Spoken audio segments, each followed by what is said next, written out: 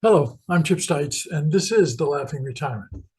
Today, we're going to take a look at something which kind of surprised me about 2 months ago.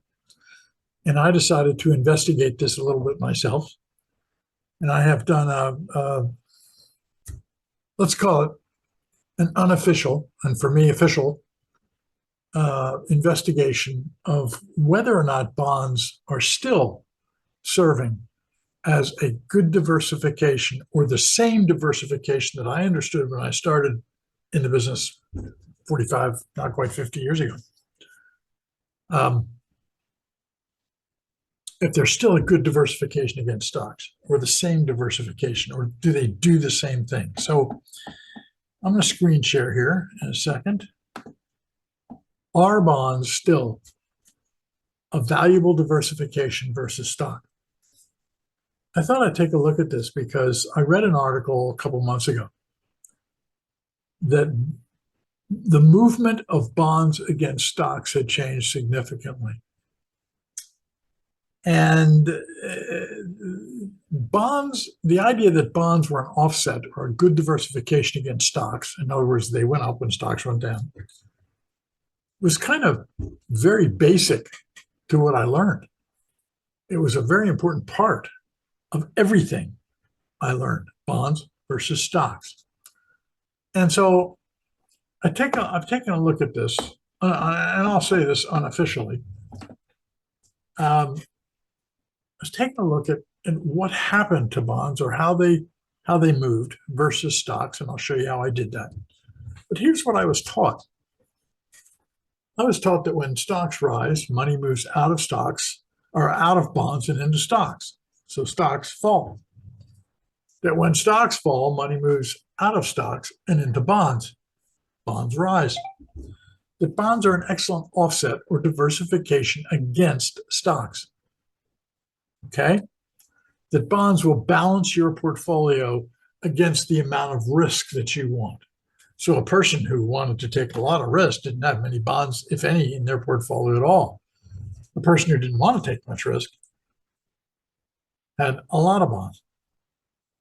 And I've stopped using bonds, and I've stopped using bonds because I feel as though I found something better.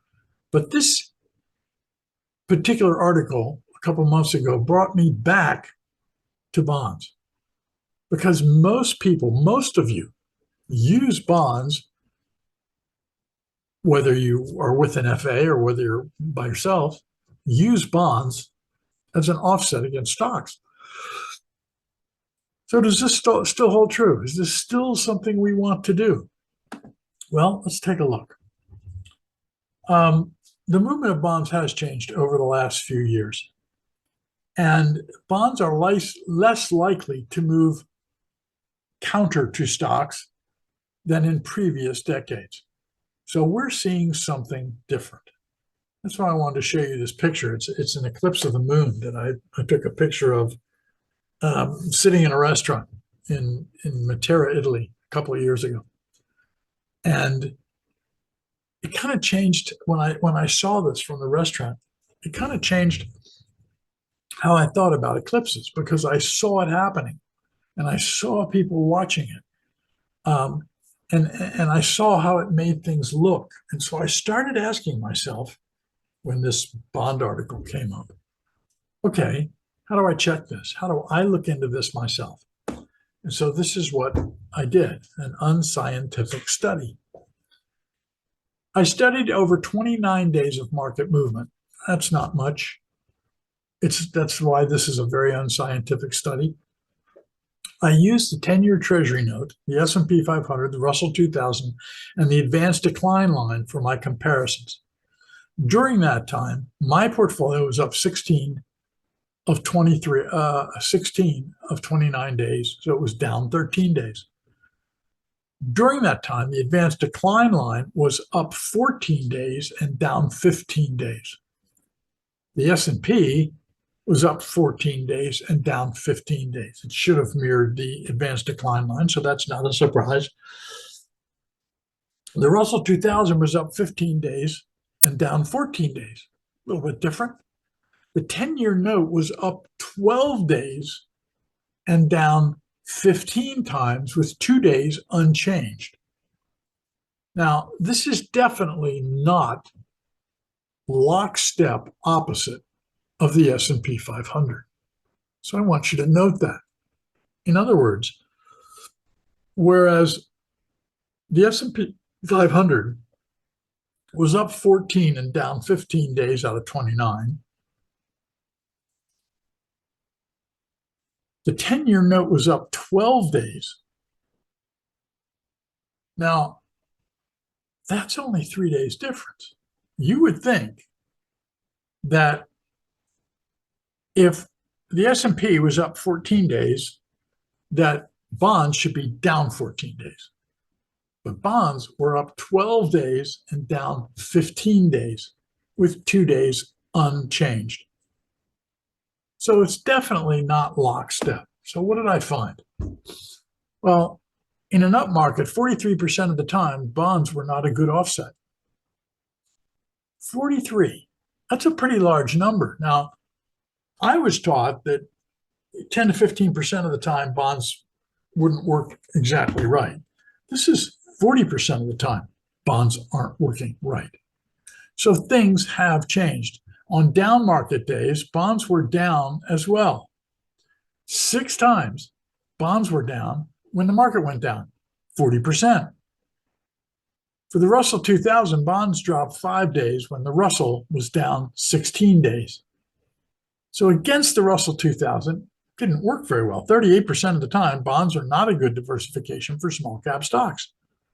When the Russell 2000 was up on 13 days, bonds were up as well 7 of those days. In up markets, 54% of the time, bonds did not perform as an offset for small cap stocks.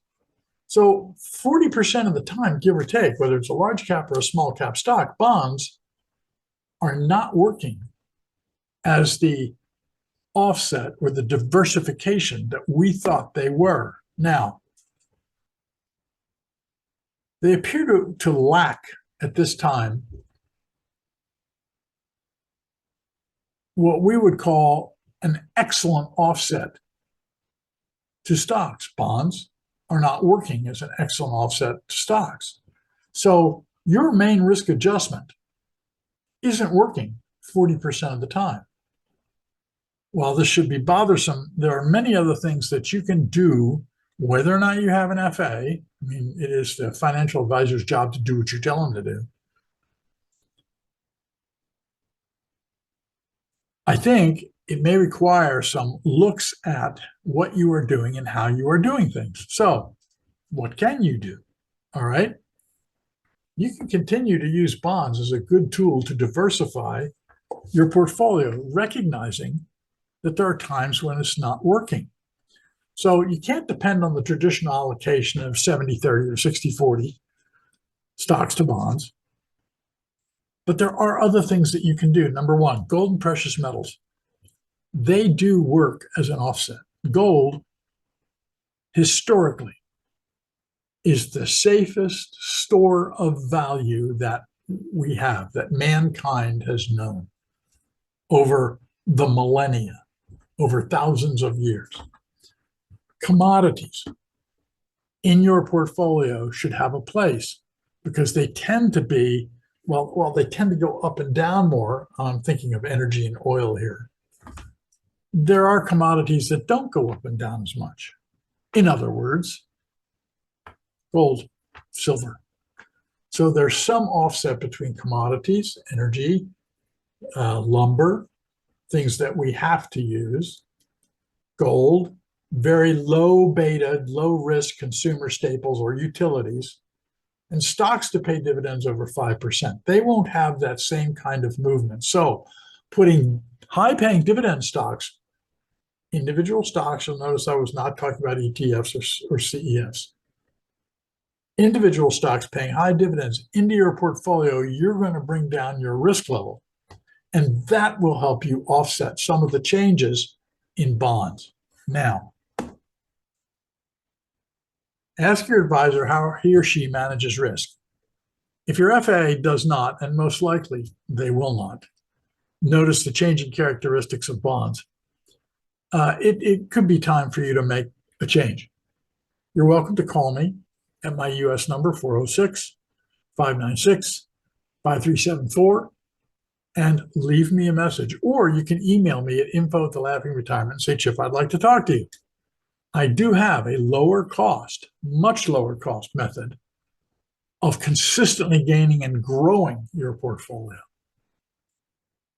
using offsets and a different way of doing things other than bonds that has worked very well. In 2022, markets were down 20, 30%. I was up 3.